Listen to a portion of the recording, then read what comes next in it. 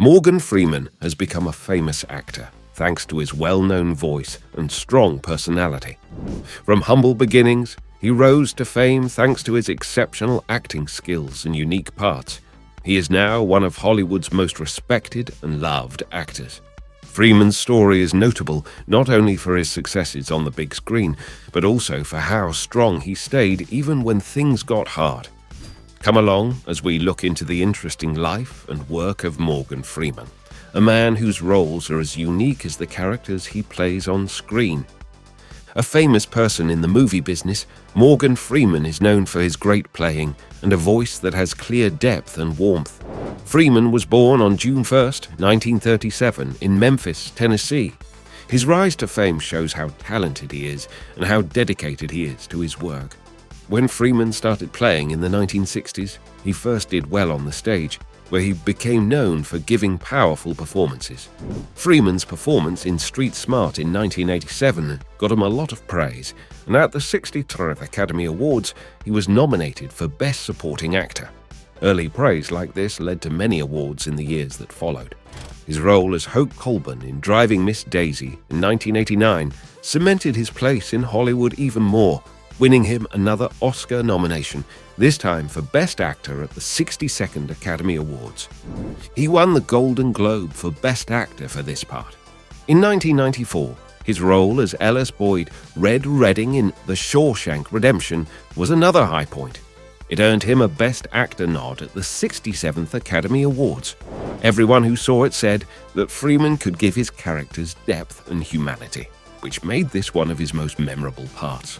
Freeman's skill at giving his characters depth and complexity was shown even more in the 1995 movie Susan, in which he played the experienced detective William Somerset. Achieving greatness for a long time paid off when Freeman won an Academy Award for Best Supporting Actor for his part in $1 Million Baby at the 77th Academy Awards. This award was a fitting tribute to his great playing skills and the high regard in which he is held in the acting community. He also won a Screen Actors Guild Award for Outstanding Performance by a male actor in a supporting role for the same part. It wasn't just dramatic parts that Freeman could do well in. He played Lucius Fox in the Dark Knight series, which was his first project in the action genre. This character gave him a new range of roles to choose from. At different points in his career, Freeman has been praised for both his acting and his unique voice. In 2005, his narration in the documentary March of the Penguins won him praise from critics and showed that he could captivate viewers with just his voice. For his role in Invictus in 2009, Freeman was nominated for another Best Actor award at the 82nd Academy Awards. He has always been unique because he can play a lot of different parts and make them feel real. His accomplishments go beyond movies. Freeman won the AFI Life Achievement Award in 2011. This is a high honor for a job that has had a huge effect on the movie business. Freeman has also made important contributions to theater. For his roles in Coriolanus, 1979, Mother Courage and Her Children, 1980, and Driving Miss Daisy, 1987 to 1990, he won Obie Awards. Freeman's work in the arts was further recognized in 2017 when he received the SAG Life Achievement Award. This award recognized not only his great body of work, but also his standing and impact in the acting world.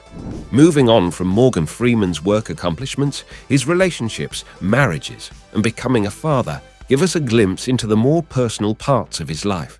Morgan Freeman began his journey with Jeanette, his first wife. When they got married on October 22, 1967, it was the start of a big part of Freeman's life, and it also marked his early success in the entertainment business. Freeman was changing from a dancer in the opera musical theater group to an actor at this time. He had to deal with the rough waters of the entertainment business. Their paths crossed a few years before they got married, and after being together for 5 years, they chose to get married. During the first few years of their marriage, Jeanette was always there for Freeman, no matter how good or bad his work was doing. This help was very important on Freeman's way to becoming a famous actress. During their 12-year marriage, they had a lot of chemistry with each other and helped each other out. Even though they seemed to be happy together, their marriage could not stand the test of time, and on November 19, 1979, they got a divorce. The reasons they broke up are still mostly secret, with neither person giving out specifics. Still, some online sources have suggested that Freeman's claimed affairs may have had something to do with the end of their marriage. They had one biological child together, a girl named Morgana Freeman. Morgana has mostly kept her private life out of the public eye, but she has made a few public visits with her father. One important event they went to together was the opening of Oblivion at the Chinese Theatre in Hollywood in April 2013. There were other children in Morgan Freeman's life before Jeanette. Like his father, Alfonso Freeman followed in his footsteps and became an actor, with major roles in films like Shawshank Redemption and The Bucket List. Saifullah Freeman, another son from a different relationship, took a different path and became a flight instructor. There was a time when Jeanette had a daughter named Dina Adair before she married Morgan. Morgan Freeman later took Dina in as her own child. To be like Morgana, Dina has been seen with Freeman in public.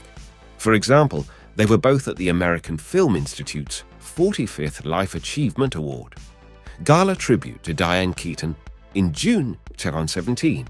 Even though Jeanette and Morgan's marriage ended, it was an important part of both of their lives. It happened at the same time as Morgan Freeman's rise to fame, giving him a solid base in the early, unclear years of his career. Freeman didn't let the end of his marriage to Bradshaw stop him from finding love again. While his first marriage was ending, Freeman met and married Collie Lee. At first, they were happy and respected each other in their marriage, but problems arose over time, and they finally got a divorce. Myrna Collie Lee is a famous and successful person in her own right, and her life story is very interesting beyond her marriage to Freeman. In the 1985 documentary, Frederick Douglass: An American Life, where she was in charge of the costume and clothing department, she made important contributions to the world of art. The fact that she was on 60 Minutes in 1968 shows how varied her career has been. They got married on June 16, 1984, after meeting by chance through a friend they both had. In Tallahatchie County, Mississippi, the couple lived a pretty low-key life. They loved spending time alone and not being seen by anyone else. But in 2007, news came out that they were going to get a divorce after 26 years of marriage. There were many rumors about why they broke up, and many of them pointed to Freeman's alleged cheating, which he strongly disputed. Their divorce, which was finalized by a judge in Tallahatchie County on September 15, 2007, ended a marriage that had been going strong for 26 years. The lawyer for Freeman, William R. Wright, told the Associated Press that the terms of the divorce were secret and that the process was over without a hearing. His words, "Everybody is glad it's over," repeated the happiness that comes after a long and private problem is solved. Two people named Morgan Freeman and Myrna Collie Lee got married on June 16, 1984, and have been together ever since. They lived in Tallahatchie County, which is in northern Mississippi. Freeman owned a ranch close to Charleston, which is where the couple lived. The pair split up in December 2007, which was the first step towards their divorce. The divorce papers were filed under seal in July 2008. While these procedures were going on, it was definitely hard for both Freeman and Collie Lee. During their marriage, Myrna and Morgan were often seen at different galas and social events together, which showed that they were deeply connected and had similar interests. Even though they had problems that led to their divorce, Myrna always cared about and helped Freeman's family, especially his kids and grandkids. Morgan's step-granddaughter, Edina Hines, whom Myrna and Morgan had adopted and raised, died too soon. It was one of the saddest times in their lives together. They were already going through a lot of trouble and pain because of how Hines died. Myrna Collie Lee is a woman with many interests and skills outside of her relationship with Freeman. She really enjoys art and is very active in both collecting and making art.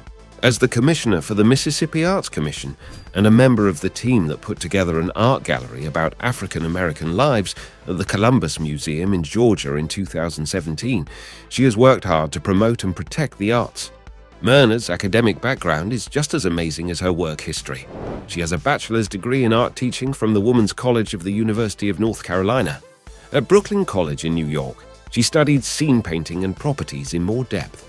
Temple University in Philadelphia gave her a master's degree in scenic and costume design, which set her on the path to a successful job as a costume and scene designer for TV, movies, and plays.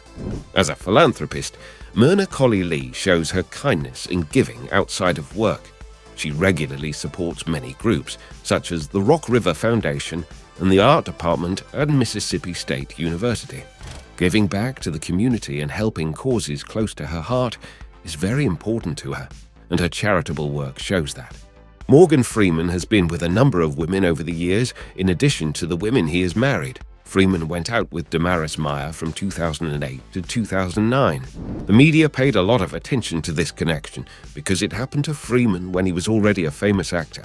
There have been rumors that Freeman dated Debbie Allen, but it's still not clear what happened or when it happened. Allen, like Freeman, is a well-known person in the entertainment business, which may have made people more interested in their possible relationship. Freeman is also said to have been seeing the famous actress Rita Moreno before.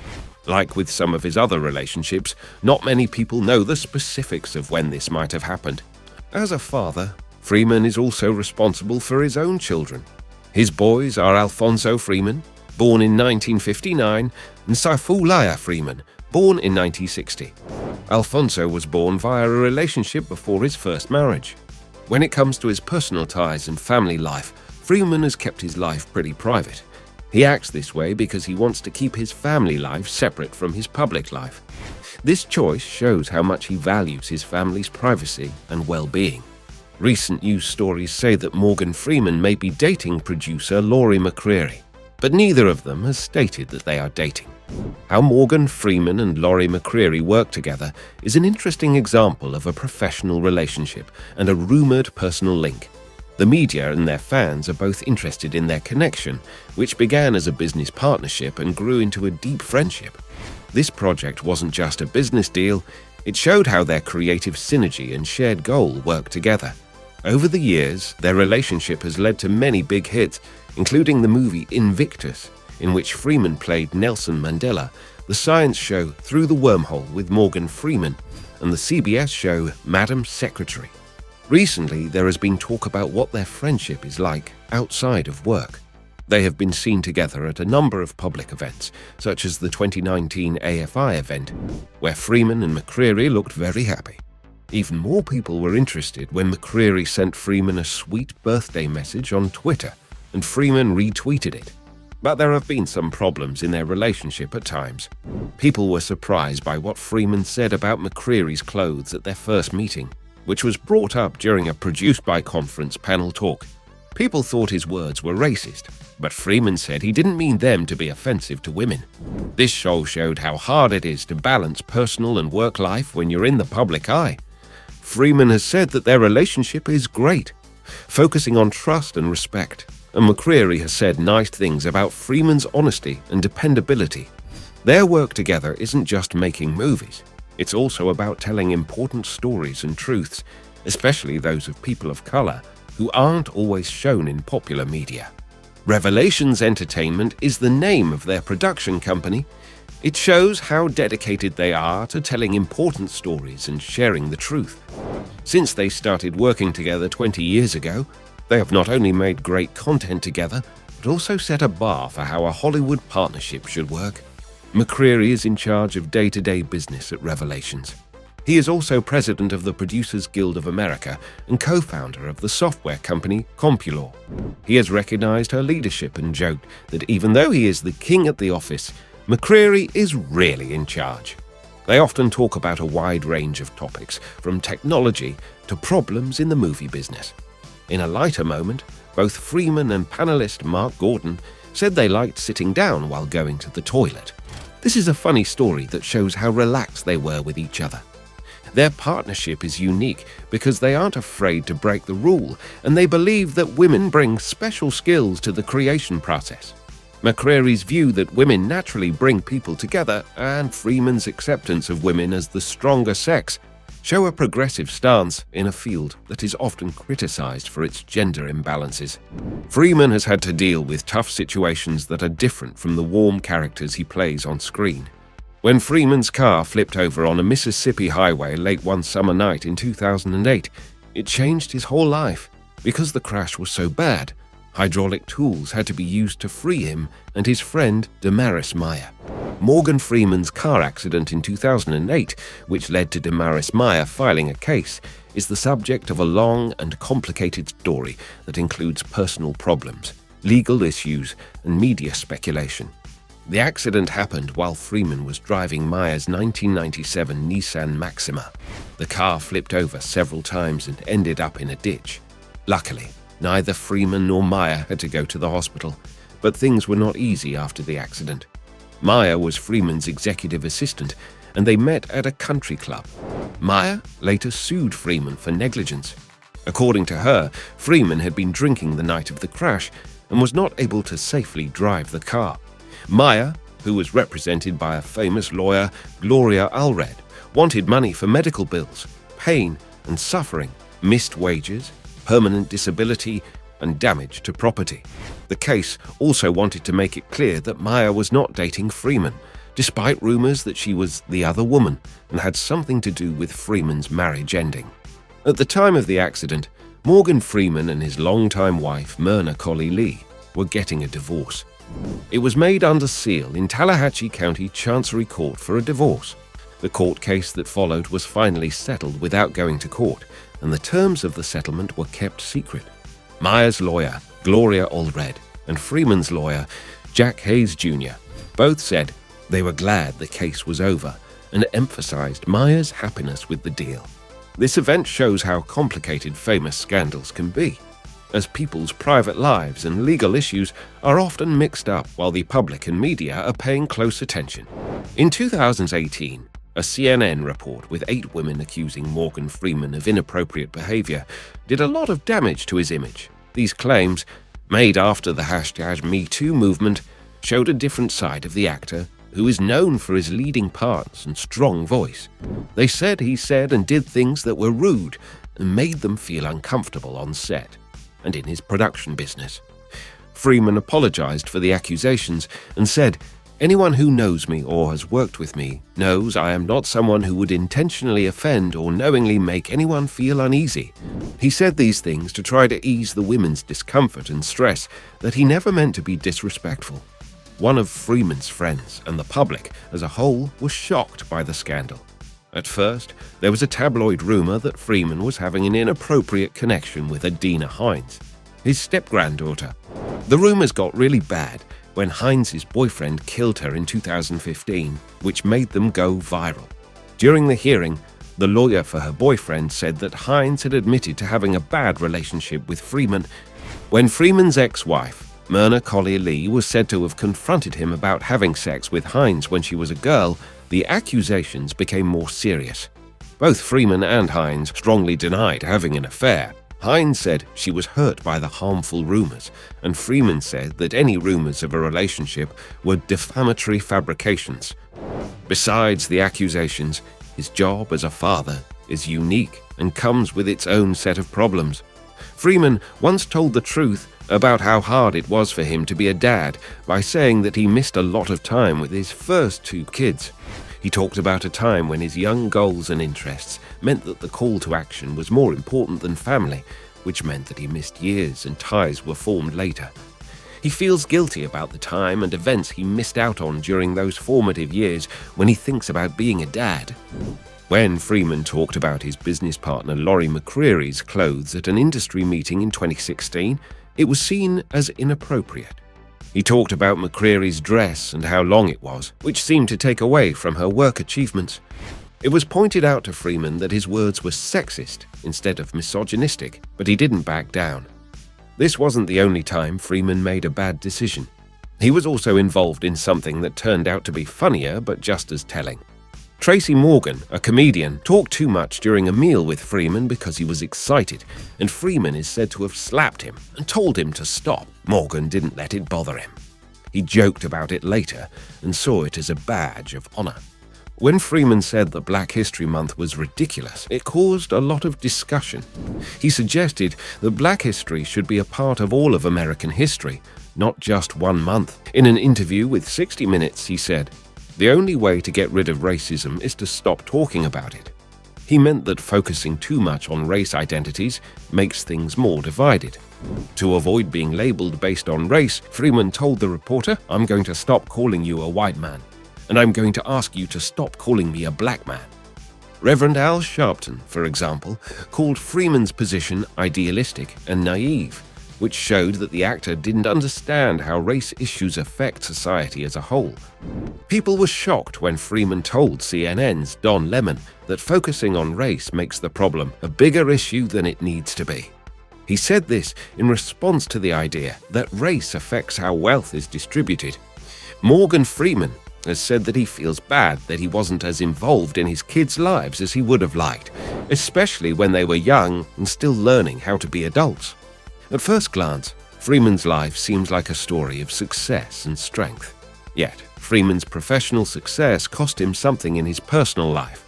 He's been married twice. Even though these ties were important, they weren't the only things that made Freeman's life important. Being a dad to 4 kids, Alfonso, Saifulaye, Morgana, and Dina, 2 from his marriage to Bradshaw and 2 from his first marriage, was hard for Freeman. Freeman had 2 children outside of his marriages. Alfonso became an actor like his father, and Saifulaye has chosen a more quiet life. He and Bradshaw have a real daughter named Morgana. Bradshaw also has a daughter from a previous relationship, Dina, who Freeman adopted. When Freeman thought about his role as a father, he admitted that he didn't take on the responsibilities of parenting right away. Because he was so focused on his acting job, he missed many important events in his children's lives. When I realized this, I felt bad about what I had done and longed for the time I had lost that I could never get back. Freeman has been focusing more on his family, especially his grandkids, over the past few years. His role as a grandfather is something he enjoys, even though he jokes that he isn't very good at hands-on chores like changing diapers. His bond with his grandchildren is based on being there for them and loving them. Moving on from Morgan Freeman's problems in this life to spirituality, we enter a part where he looks for answers that go beyond what he can see. As different as the movie roles he's played, so is his search for spiritual truth. Freeman's deep research into faith and God for the National Geographic series, The Story of God, shows how complicated his ideas are. He has joked, "It's tough because I believe we created God. So, if I believe in God, it's because I feel like I'm God." Since he was a child, Morgan Freeman has lived in a religiously rich world. His grandmother's strong views and his mother's love of following Southern preachers made him interested in many things. He became more interested as he played God in films and looked into faith in the TV show, The Story of God. For the documentary, he went 70,000 miles and toured holy places from Kathmandu in Nepal to Jerusalem in Israel. He talked to religious leaders and academics to get to the heart of what it means to believe. He got close to Zoroastrianism on his trip. This is a religion that stresses thinking, speaking, and acting in a positive way. Freeman felt very strongly about this faith and said, "I feel most connected to Zoroastrianism." Freeman has been very open about his spiritual views, or lack thereof. He has questioned the existence of God and the idea of a creator. "My belief system doesn't support a creator as such. If I believe in God, it's because I think I'm God," he told me. This point of view didn't come from pride, but from a deep knowledge of how people work and how God works. In spite of the fact that his spiritual beliefs are complicated, Freeman has made it clear that his interest in religion has not led him to become a Christian or any other religion. Instead, his journey has been one of trying to bring people of different faiths together and help them understand each other. In almost every society, whatever the religion is, the point is to keep the people together functioning as a unit, he noted. Let's look at Freeman's acting work now. Morgan Freeman began his career as an actor in the 1970s. He would go on to become one of the most recognized actors in Hollywood. The start of his career was during this time. In the beginning of his career, Freeman mostly worked in theater. He made memorable appearances in plays that showed off his growing ability. In 1969, he had a part in the Broadway show of Hello, Dolly. This is where he first became known for giving powerful performances. But Freeman's part in the kids' TV show The Electric Company brought him into American homes. From 1971 to 1976, he played many roles on the show, including the famous Easy Reader. This part was very important because it brought Freeman to more people's attention and showed how versatile he was as an actor. Freeman's job in The Electric Company wasn't just to make kids laugh. The goal was to teach young viewers how to read as part of a bigger educational project. His work on this project showed that he was dedicated to roles that made a good difference, which would be a theme throughout his career. In the 1970s, Freeman also kept trying to become a stage actor. He was in a number of other Broadway and off-Broadway shows, and each one added to his growing image as a skilled and versatile actor. His work on the stage gave him the chance to explore a wide range of emotions and characters, which prepared him for the different parts he would play in the movie. During the 1980s, Morgan Freeman's career took a major turn that made him famous in the performing world. This decade was a time of change, and Freeman went from being a potential actor to a well-known name. Freedom Man's big break came with the 1987 movie Street Smart. He played a smart and cruel pimp named Fast Black in that movie. He was praised by critics and nominated for his first Academy Award for Best Supporting Actor for this part, which solidified his place in the business. His performance was groundbreaking because it went against the typical parts that African-American actors were given at the time. It also made way for characters with more depth and complexity. Besides Street Smart, Freeman played many other parts in the 1980s that made him even more well-known as a talented actor. He was in movies like Lean on Me, 1989, where he played Joe Clark, the tough director of a troubled high school in New Jersey. This part gave Freeman a chance to play a character with a lot of moral depth, someone who had both the toughness and the compassion that was needed to turn around the school. In the 1990s, Freeman played one of his most famous parts in The Shawshank Redemption, which came out in 1994. Freeman's performance as Ellis Boyd's Red Redding was both complex and powerful, bringing a character to life that people all over the world could relate to. Even though it didn't do very well at the box office at first, the movie became a cult favorite, mostly because of Freeman's powerful performance. In the 1995 psychological film SC7, Freeman played Detective William Somerset. The way he played the experienced detective who was about to retire and had to deal with the horrible crimes of a serial killer was praised by critics. The movie did well at the box office and made Freeman even more famous as a leading actor who can give complicated, compelling performances. During the 1990s, Freeman also played a number of other parts that showed how versatile he was.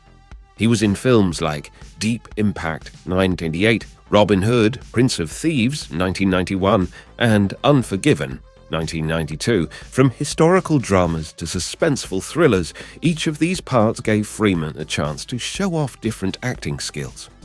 Freeman's voice became one of the things that made him stand out, even outside of his movie roles. He narrated many films and TV shows, including Cosmic Voyage, 1996, because his voice was deep and soothing. This part of his work showed how he could connect with people not only through his looks, but also through his voice. In the 1990s, Freeman also started making films. He helped start the production company Revelations Entertainment, which gave him more freedom over how his projects turned out. In the 2000s, one of the most important roles he did was a wise and worn-out boxing trainer in $1 Million Baby in 2004. He finally got the award he deserved for this performance, the Academy Award for Best Supporting Actor. As God in Bruce Almighty, 2003, and Evan Almighty, 2007, Freeman also showed off his unique ability to bring both seriousness and humor to divine parts. These movies gave Freeman a chance to show off his funny timing. According to the Dark Knight series, Freeman played Lucius Fox, a character who was both smart and honest. His part in the show gave it a classy touch and showed how good he is at playing big, well-known movie roles. Freeman's voice became one of the things that made him stand out even outside of his movie parts. Narrating films like March of the Penguins, 2005, showed that he could give any story more depth and meaning. In the 2000s, Morgan Freeman's work as an actor was matched by his work as a producer, which gave him more power in the movie business. Revelations Entertainment, his production company, worked on a number of well-known pictures during the decade. Movies like Levity, Howie 2003, 10 Items or Less 2006, The Contract 2006, Feast of Love 2007, Invictus 2009, Thick as Thieves 2009, and The Maiden Heist 2009 were some of these. Each of these films shows how interested and dedicated Freeman was to bringing different stories and points of view to the big screen. Freeman has produced a lot of different types of shows, from scary ones like Along Came a Spider to moving ones like Invictus, which is about Nelson Mandela's efforts to bring South Africa together through rugby. The important work from this time is Invictus, in particular. The movie not only showed how good Freeman is as a director, but it also showed how powerful he is as Nelson Mandela. This part was especially notable for how well Freeman caught Mandela's essence, which earned him praise from critics. Freeman's roles in The Contract and The Maiden Heist showed that he could do both playing and producing work at the same time. He was able to try out different character relationships and storylines in these movies.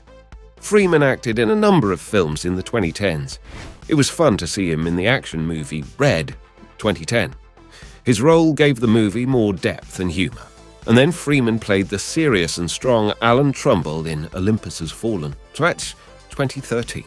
In the same year, he played Beach in the science fiction movie Oblivion, 2013, which gave him a chance to play a character with many layers. After this came Las Vegas, 2013, where he played Archie and showed how well he could handle comedy. He played Joseph Tagger in the 2014 movie Transcendence, which showed how good he is at playing people with deep thoughts. Anyway, he played Dr. McCarthy again in Dolphin Tale 2. Freeman played Patrick Maine in Ted 2 in 2015. This role, which was more funny and light-hearted, showed how versatile he was. He continued to play Alan Trumbull in London Has Fallen, 2016, the next year, and he played Sheikh Ilderim in the historical tale Ben-Hur, 2016, adding a historical drama to his long list of roles. 2017's Just Getting Started had him play Duke Diver. In 2018, he did the voice of Alpha and showed up in Brian Banks without being recognized. At the end of the decade, Freeman showed that he could do more than just play by being an executive producer for Princess of the Row, 2019. During the 2010s, Freeman's career was shaped not only by his acting parts, but also by his work as a narrator in documentaries and TV shows, such as Through the Wormhole, 2010-2017, where he talked about complicated scientific ideas. As the 2020s started, Freeman didn't seem ready to stop. In the past few years, he has worked on a variety of film types, from thrillers to plays, and he has also continued to do voiceover work. Freeman played a big part in the 2021 movie The Hitman's Wife's Bodyguard, which was a follow-up to the 2017 movie The Hitman's Bodyguard. He also did speech work for the 2020 documentary The Reunited States, which was about the rift in American politics. He has shared the knowledge that comes with age in his own words. Success comes when it comes, he thinks. He has lived by this attitude for decades in business. A journey marked not by how quickly he rose to fame, but by how long he stayed around. Morgan Freeman has had both amazing highs and very hard lows in her life. Friedeman's story shows how hard work and desire can pay off. He went from being poor to becoming a revered Hollywood icon. Behind the scenes, Freeman was going through hard times in his personal life, like figuring out relationships and marriages and the self-reflective process of becoming a dad. Morgan Freeman's story isn't just about a famous actor. It's also about a man who changes over time, accepts his past, and treasures time with his family. He leaves an indelible mark on and off the screen. In the comments below, tell us what you think about Morgan Freeman's life and work. Life.